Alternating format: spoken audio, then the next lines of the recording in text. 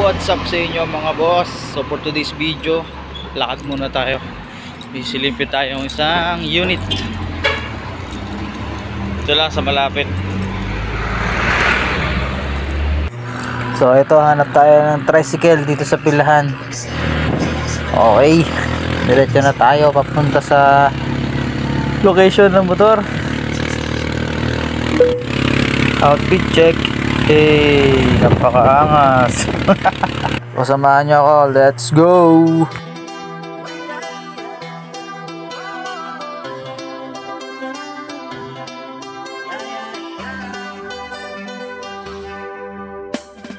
Natawag bang sa lupa'y para akong inaalon at nalulunod sa batibos ng mundo, sa kung ano lamang kaya ko. Ilang tirana sa mga problemang di masolusyonan agad, parang wala nang bukas. Pwede bang umiwas?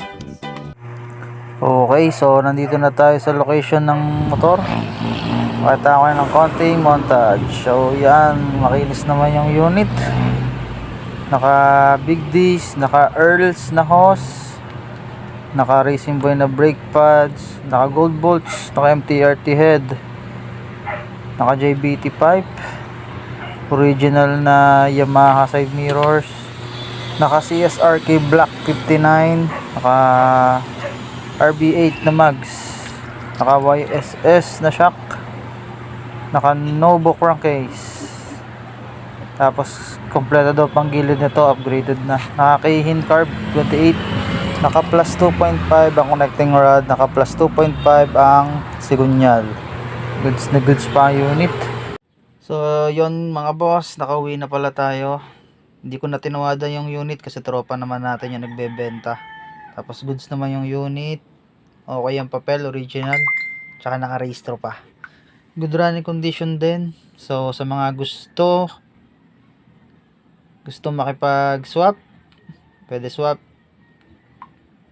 add, pwede rin for sale. PM lang kayo para sa ibang katanungan. Salamat and ride safe.